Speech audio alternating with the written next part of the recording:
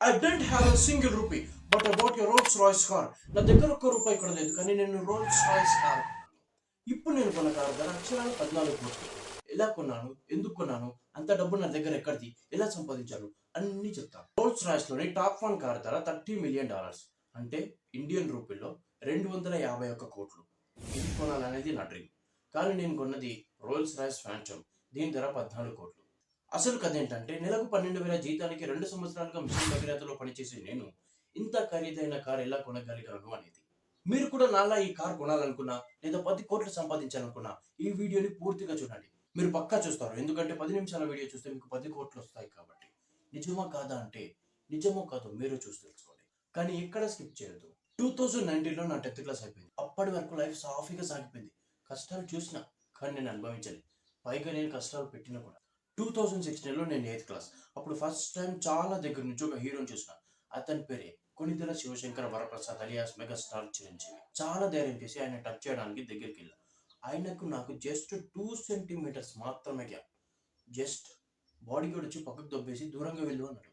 అప్పుడు నా భయం 100 టైమ్స్ ఎక్కువైంది. చాలా ప్రయత్నాల తర్వాత ఈ క్రౌడ్ సీన్లో ఆయన చేయి నాకు తగిలింది. అప్పుడు ఒక ప్రౌడ్ ఫీల్ వచ్చింది. ఆ సినిమా పేరు ఖైదీ నెంబర్ 150. సినిమాలో శంకర్ గారి ఇల్లుగా చూపించిన ఈ ఇల్లు మా ఇల్లే. సినిమాలో నీరూరుగా చూపించిన ఊరు మొత్తం మా ఊరే. అప్పటి వరకు ఏ గోలు గీలు చీకు చింత లేని నాకు కలిగిన మొట్టమొదటి feeling, I want become a Chiranjeevi. Chiranjeevi గారి ప్రభావం నా పైన ఎంతలా ఉందంటే, జేబులో దువ్వెన పెట్టుకుని గంటకి దువ్వడం, ఫేర్ నాన్సం పెట్టుకుని నీట్గా రెడీ అవ్వడం. మా 10th క్లాస్ టీచర్స్ డేకి నేను జస్ట్ బయాలజీ సార్ని, కానీ సూటు బూటు వేసుకుని బాయ్స్ అందరికంటే బాగా రెడీ అయినా. అందరూ నువ్వేంట్రా ఇంతలా రెడీ అయినావు అన్న. ఒక ఫోటో దించుతా దారా అని చెప్పి మా బయాలజీ సార్ పిలిస్తే వెళ్ళి ఒక స్టిల్ ఇచ్చిన. మా ఇంగ్లీష్ టీచర్ చాలా సోకులు పడుతున్నావు రా అన్నది. అప్పుడు సార్ పడాలి, ఇప్పుడు కాకపోతే ఇంకెప్పుడు పడతారు అని చెప్పన్నాడు. అంటే మీరు అర్థం చేసుకోవచ్చు, చిరంజీవి గారి ప్రభావం నా పైన ఆ రేంజ్లో ఉంది. ఈ బయాలజీ సార్ ప్రభావం కూడా బాగానే ఉంది. అదే 8th క్లాస్లో మా ఫ్రెండ్ అరుణ్ అని ఉండే. సైకిల్ పై స్కూల్కి వెళ్తుంటే వాడు చెప్పిన స్టోరీ ఏంటంటే, ఒక ఆయన మహారాష్ట్ర నుంచి పని కోసం వచ్చి ఆర్టీసీ బస్సులో పనిచేస్తూ సిగరెట్ స్టైల్గా తాగడం, టికెట్లు స్టైల్గా ఇవ్వడం, అది వాళ్ళ ఫ్రెండ్ చూసి గోల్డ్ చైన్ అమ్మి పైసలు ఇచ్చి అతని హీరో చేసిందట. ఎంత పెద్ద స్టార్ అయినా ఇప్పటికీ వాళ్ళ ఫ్రెండ్షిప్ అలాగే ఉందట. ప్రతి సినిమా తర్వాత హిమాలయాలకు వెళ్తాడంట, చాలా సింపుల్గా బతుకుతాడంట అని చెప్పి ఆయన పేరు చెప్పిండు రజనీకాంత్ అని. రజనీకాంత్ స్టోరీ విని నేను ఫ్యాన్ అయిపోయినా. కానీ రజనీకాంత్ ఎవరు అనే క్వశ్చన్ నా మైండ్లో ఉంది. అప్పటికే చాలాసార్లు రోబో, శివాజీ సినిమాలు చూసిన, కానీ ఆయనే రజనీకాంత్ అని నాకు తెలియదు. చాలా రోజుల తర్వాత స్కూల్ డిజిటల్ రూమ్ గల చెట్లలో న్యూస్ పేపర్పై పెద్ద పెద్ద అక్షరాలతో రజనీకాంత్ అని ఉంది. తీసుకొని చూస్తే గుహలో ధ్యానం చేయడం, ఫ్రెండ్స్తో కలిసి సింపుల్గా తినడం చూసి ఇంకా ఆసక్తి పెరిగింది. ఆ న్యూస్ పేపర్ తెచ్చుకుందామని అనుకున్నా, కానీ స్కూల్లో ఎవరైనా చూస్తే ఏమనుకుంటారు అని వదిలేసి వచ్చిన. కొన్ని నెలల తర్వాత మా ఇంటి దగ్గర ఉండే రాఘవ్ అనే తమ్ముడు నాకు అదే న్యూస్ పేపర్ తెచ్చిచ్చాడు. అంటే అదే కాదు, అలాంటిదే, అదే తెచ్చి ఇచ్చిండు. దాన్ని నా రూమ్లో నిద్ర లేవగానే కనిపించేలా స్ట్రేట్గా అతికించుకున్నా. రజనీకాంత్ గారి ప్రభావం నన్ను మట్టి పాత్రలో తినేలా చేసింది. నా జీవితంపై ఒక పెద్ద దెబ్బ పడ్డ తర్వాత స్టిల్ లవ్ నేను ఇప్పటికి అందులోనే తింటా. ఎందుకంటే మన జీవితం కూడా అలాంటిదే కదా. ఒక్కసారి చేయి కింద పడి పగిలిపోతే మళ్ళీ అతికించడం కష్టం. సరే పోన్లే, కానీ ఈ రాములు సార్ అనే వ్యక్తి నేను 9th ఎండింగ్లోనో 10th స్టార్టింగ్లోనో ఉన్నప్పుడు వచ్చింది. ఆయన వచ్చినప్పటి నుంచి నేను బ్రెయిన్ యూజ్ చేయడం మొదలుపెట్టిన. ఏ సబ్జెక్ట్ అయినా ఎలా చదవాలి, ఎలా గుర్తుంచుకోవాలి, కావాల్సిన సమయానికి ఎలా గుర్తు తెచ్చుకోవాలి అని అన్ని కూల్గా వివరంగా చెప్తుండే. అంత ముందున్న సార్ కూడా బాగానే చెప్తుండే, కానీ నాలో ఏదో భయం ఉంటుండే. ఈ రాముడు సార్ చాలా కూల్గా ఫ్రీగా అనిపిస్తుండే. ఆయన అన్న ఒక మాట ఏంటంటే, మీ బ్రెయిన్స్ అన్ని తుప్పు పట్టిన గుడ్డలు లాంటివి బెట, వాటిని స్నానపెట్టి షార్ప్ చేయడమే పెద్ద పని లేదు అన్నాడు. ఆ మాటతో నాకు ఆయన పైన చాలా నమ్మకం ఏర్పడింది. అరే వీడు ఏం చెప్తున్నాడు, ఏం చెప్తున్నా అని మీకు అనిపిస్తుంది కదా. ఇలాంటప్పుడే కొంచెం ఓపిక పట్టి చూడాలి. ఎందుకంటే ధనవంతుడు మైండ్ సెట్ ఎట్లుంటుందో మీకు అర్థమవుతుంది. 10th క్లాస్లో నాకు మ్యాథ్స్ అస్సలు రాకుండే, కానీ పాస్ అవుతా అని బలమైన నమ్మకం ఉండే. పాస్ అయినా. తర్వాత సమ్మర్లో ఫ్రీ కంప్యూటర్ క్లాస్ అని, స్పోకెన్ ఇంగ్లీష్ క్లాస్ అని పోతుండే. ఒక్క ముక్క నేర్వాలి, ఫుల్ ఎంజాయ్ చేసిన. మా బావ వాళ్ళతో అటు ఇటు తిరగడం మాత్రమే సరిపోయేది. తర్వాత మా మామయ్య సజెషన్తో కాలేజ్లో జాయిన్ అయినా. మా కాలేజ్లో నేను చదువు నేర్చుకుంది 30%, నాలెడ్జ్ నేర్చుకుంది 70%. అందులో ఒక్కో లెక్చరర్ ఒక్కో డైమండ్.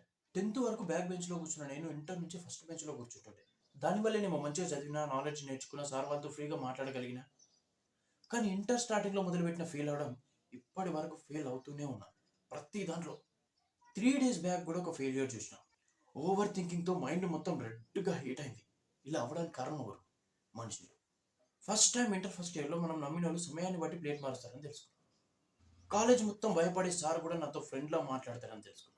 కష్టపడి పనిచేసి ఒక ఫోన్ తెచ్చుకున్నా. ఫస్ట్ ఇయర్ అయిపోయిన తర్వాత 17,000 పెట్టి ఇంకో ఫోన్ తెచ్చుకున్నా, యూట్యూబ్ ఛానల్ స్టార్ట్ చేద్దామని. ఛానల్ క్రియేట్ చేసిన వీడియోస్ చేస్తుంటే చుట్టుపక్కల ఉన్న వాళ్ళు చూసి మెచ్చుకుంటుండే కానీ యూట్యూబ్లో వ్యూస్ రాకుండా. యూట్యూబ్లో అప్పటి నుంచి ఇప్పటి వరకు అట్లనే ఉంది. యూట్యూబ్ స్టార్ట్ చేసిన చాలా రోజుల తర్వాత ఒక ఇన్సిడెంట్ అయింది. దాంతో మనుషులంటేనే మూర్ఖులు అనేంత ఇంపాక్ట్ పడింది నా బ్రెయిన్ పైన. అదేంటంటే V6 న్యూస్లో నేను ఒక వీడియో చూసిన. ఒక కెమెరాలో రిపేర్ చేసే వ్యక్తి రోజుకు 4000 రామచిలుకల ఆకలి తీరుస్తుండు అని.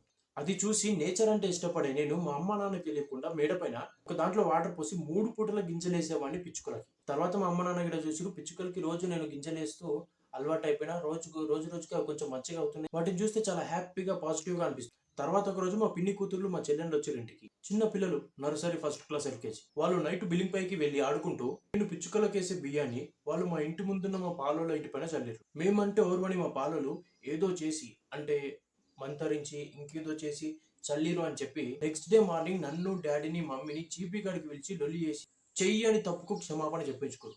అప్పుడు చాలా బాధేసింది. మరీ ఇంత మూర్ఖంగా ఉంటారా మనుషులు అని అనిపించింది. 17 ఏళ్ల వయసులో ఉన్న నాకు చెయ్యని తప్పుకు క్షమాపణ చెప్పడం అస్సలు తట్టుకోలేకపోయినా. మంచి చేస్తే చెడు జరిగింది ఏంటి అని. ఇలా ఒకటి కాదు రెండు కాదు మా అమ్మ నాన్న చాలా మోసపోయారు.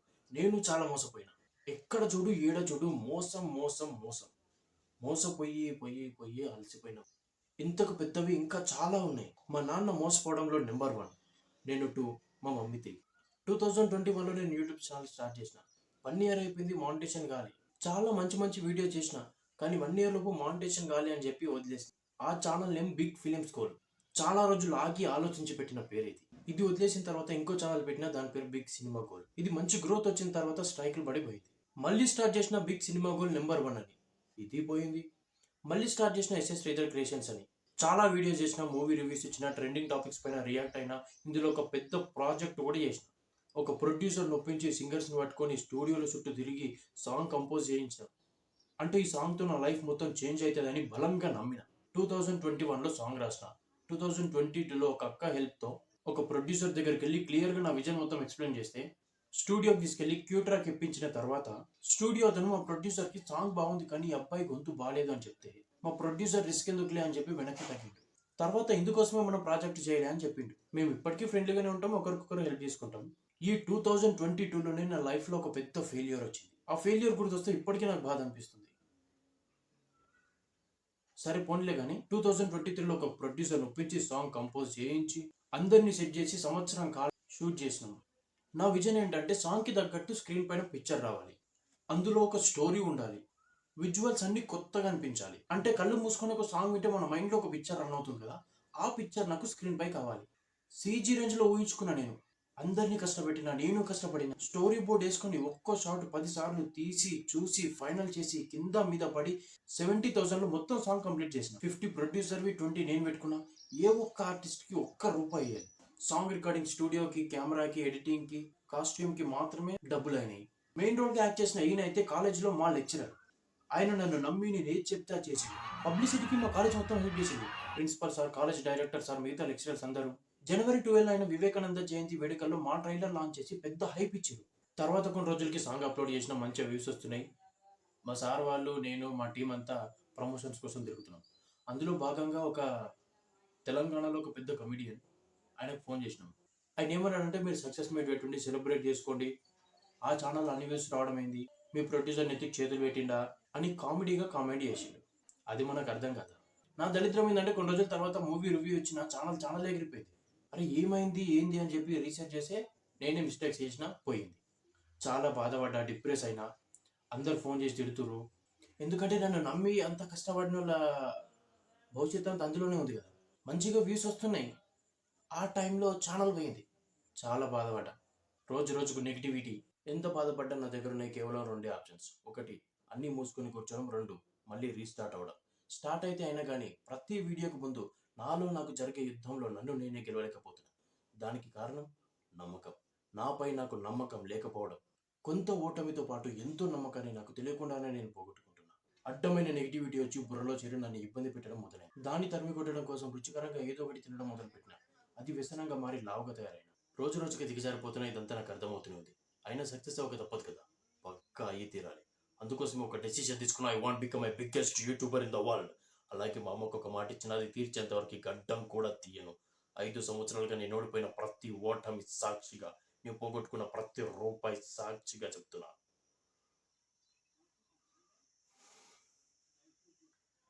అలాగని నేను ఎప్పుడు నా సబ్స్క్రైబర్స్ని మోసం చేయను. ప్రతి అడ్డమైన యాప్ని ప్రొడక్ట్స్ని ప్రమోట్ చెయ్య. జెన్యున్ ప్రొడక్ట్స్ని కొన్నోడు అమ్మినోడు నేను లాభపడే విధంగా ఉంటే మాత్రమే చేస్తాను. ఈ వీడియో ఇప్పటికీ సబ్స్క్రైబ్ చేసుకున్న 81 మందికి, ఇక ముందు సబ్స్క్రైబ్ చేసుకోబోయే ప్రతి సబ్స్క్రైబర్కి నేను రాసే ప్రామిస్ నోట్ లాంటిది. ఇదే నేను మీకు చెప్పాలనుకుంది. నేను ఎప్పుడైతే జెన్యున్ అని మీకు నమ్మకం కుదురుతుందో అప్పుడే మీరు మన ఛానల్ని సబ్స్క్రైబ్ చేసుకోండి. అండ్ నేను ఇప్పుడు చెప్పబోయే మాట ప్రపంచంలోని ధనవంతుల ధనమంతా కలిపితే ఎంత అవుతుందో అంతకన్నా విలువైంది. అదేంటంటే నమ్మకం. దీన్ని మనం కోల్పోయినప్పుడే మన పతనానికి మనం పునాది వేసుకున్నట్టు. So be strong. స్టార్టింగ్లో రోల్స్ రాయ్స్ గురించి చెప్పిన కదా, ఎప్పటికైనా అది కొనాలన్నది నా డ్రీమ్. కానీ నేను ఇప్పుడు కొన్నది టాయ్ కార్. దీన్ని నా కార్లో పెట్టుకోవడానికి కొన్నా. ఈ కార్ కొనడం కూడా ఫెయిల్యూరే. దాని స్టోరీ చెప్పడానికి మనం ఒక రేంజ్లో ఉండాలి. అప్పుడే దానికి విలువ ఉంటుంది.